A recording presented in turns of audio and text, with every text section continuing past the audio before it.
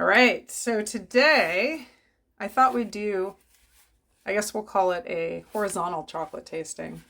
So one maker, three different origins. So this was a maker I had never heard of, London Chocolate, who I'm assuming are from London.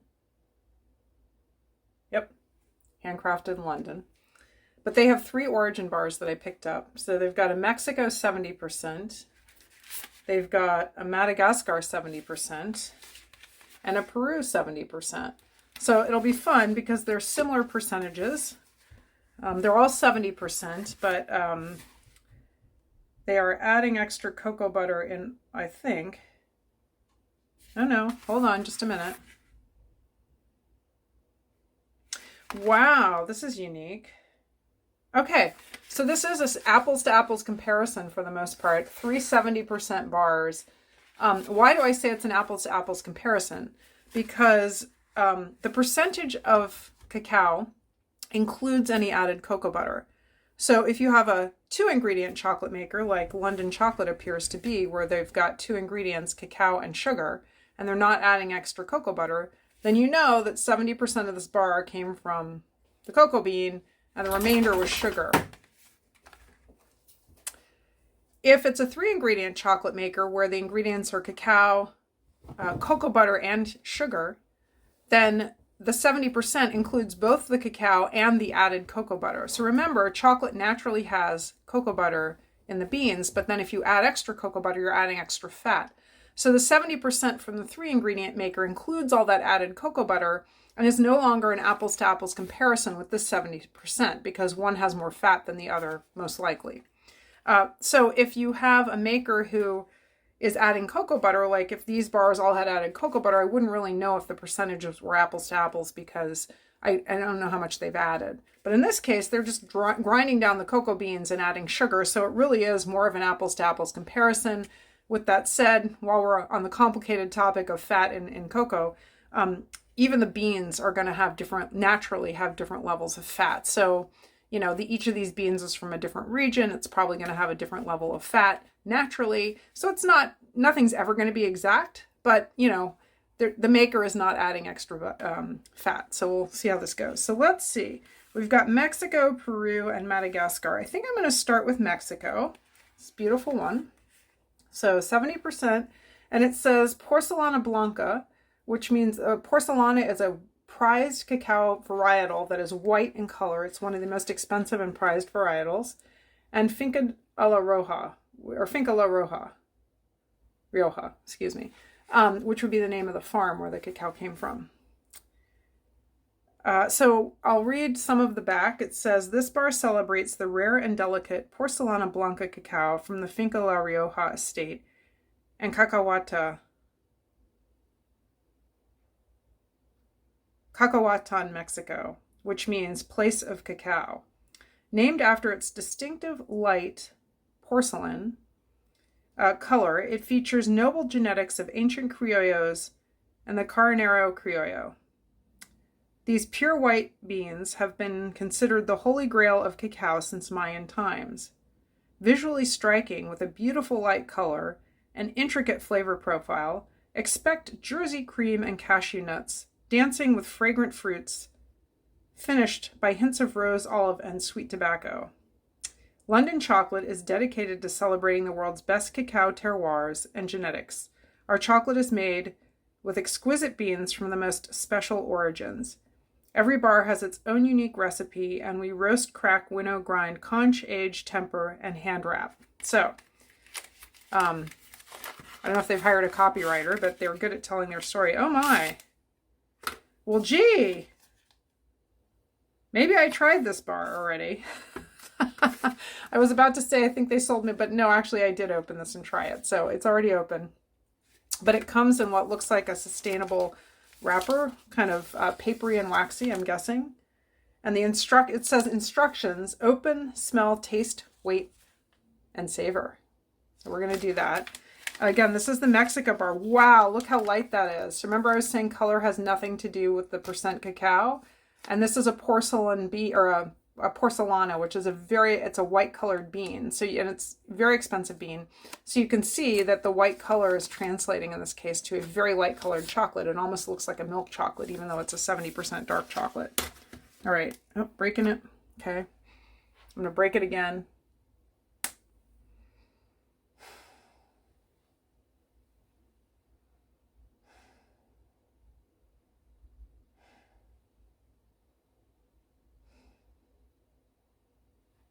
Maybe a little bit of a nut aroma.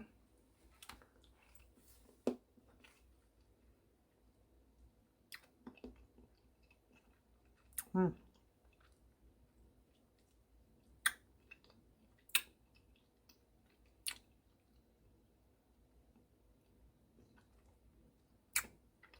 I'm getting some bitter walnut.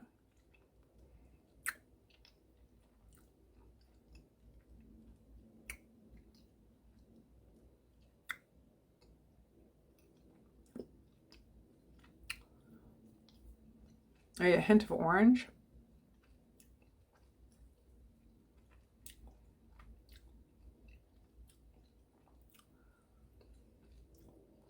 Maybe some sour milk. There's no milk in here, but there's a little bit of a sour note that reminds me a little bit of sour milk. Take another piece.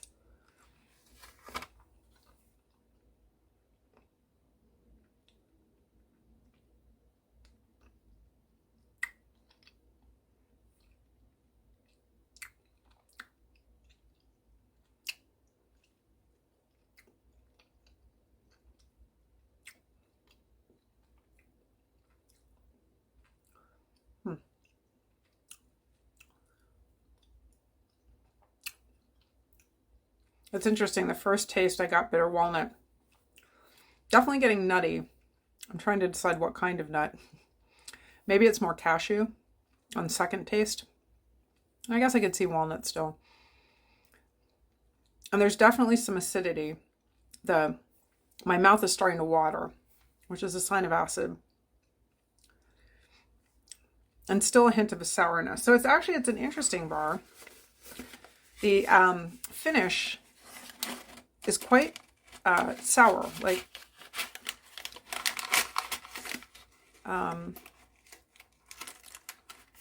so the finish is a little bit sour. And it goes away pretty quickly. Although I have a chocolatey, I still have it. You know, it's interesting. There's like a little bit of a sour finish on my tongue. And now that's gone. And what's lingering on the roof of my mouth is just chocolatey, which, you know, is a good thing. All right, I'm going to cleanse my palate with a little bit of water here.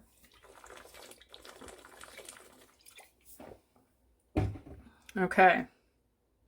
Let's try Peru next. So we've got a Peru 70%. This one is Pure Nacional, which is a subvarietal or a varietal of cacao, a prized heirloom. From the Marañón Canyon, which is an area in Peru that is known for some very nice cacao with a lot of white beans. So again, it'll be interesting to see if this bar is really white in color or not. Well, let's see. These are a little bit hard to read, but this bar brings you a rediscovered gem, back from extinction. The only 100% genetically pure Nacional cacao left in the world, found by chance in the remote Marañón Canyon. These beans have a lineage tracing back 5,300 years, grown with love on Don Fortunato's estate. It's intensely floral with deep cacao and exotic dark wood and notes of dried fruit and nuts. With notes of dried fruit and nuts. All right. So okay, this one has not been opened. I have not tasted this one yet. I could rip this apart. I'm going to use scissors. Keep it nice and clean. My mother would be proud. Okay. Oops. Although this bar is already falling apart. Some pieces have been broken. So again, as I said, I would expect this to be a light color, and it is. Maybe not quite as light as the Mexico, but it is also a reasonably light color. Okay, so we're going to break this in half. Oh, nice snap sound. Definitely getting some fruity aromas. Has a little bit of texture to the feel.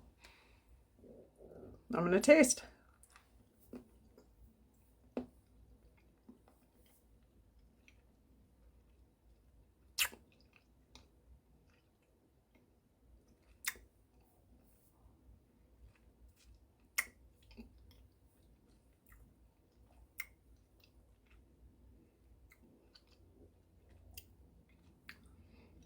So I often don't agree with the tasting notes that a maker puts on their packaging.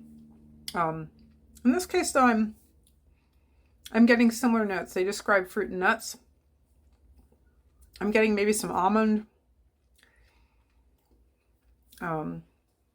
Definitely some fruit notes, a little bit of acid.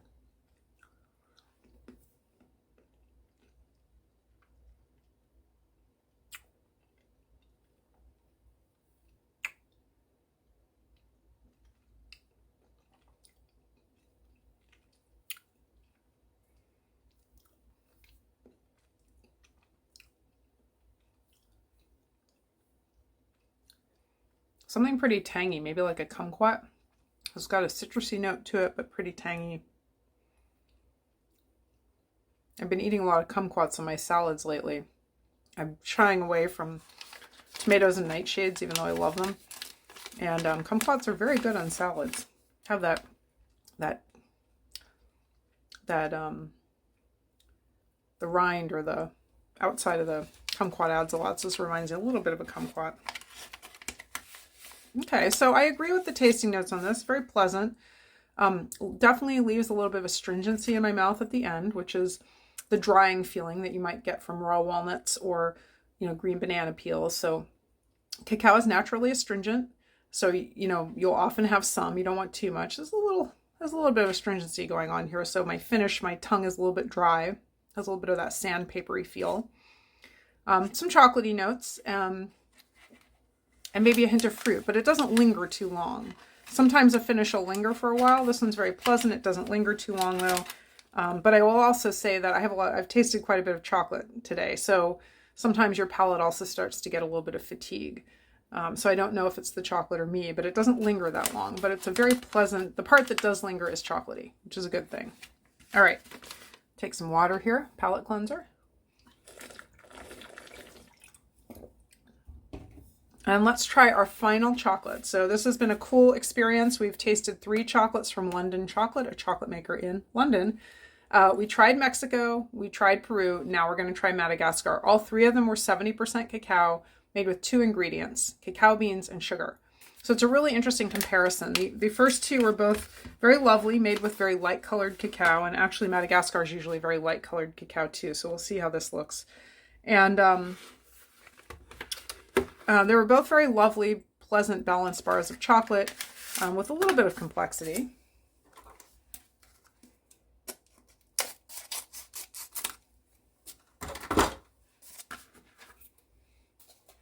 Okay, so let's see. Oh yeah, the color in this one is also light. I don't know if you can really tell in the light, but all of these were very light. I think the Mexico one wins for lightest color, but they're made with cacao that would be white in color or close to white, much more prized, often has lovely flavor. So, okay, very smooth. Wow, is this smooth.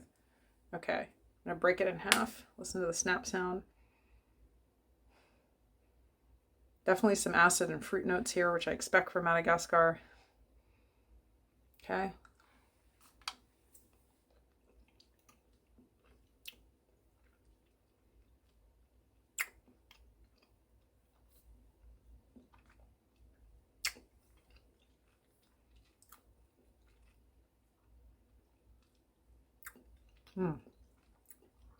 Okay.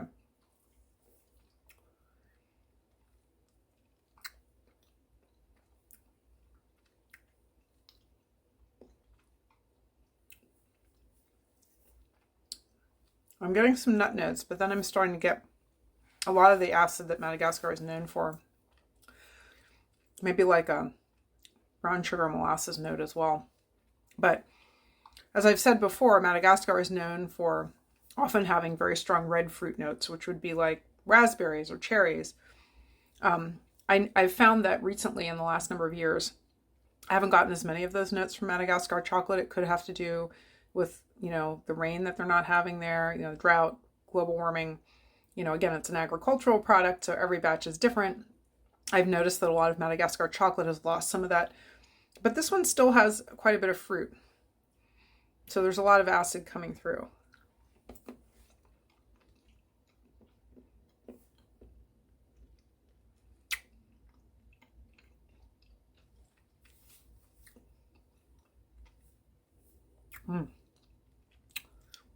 I'm getting like cream and nut notes.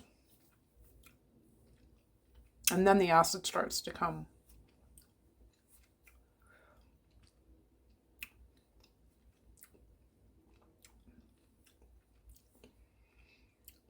I'd say it's probably more raspberry than cherry, but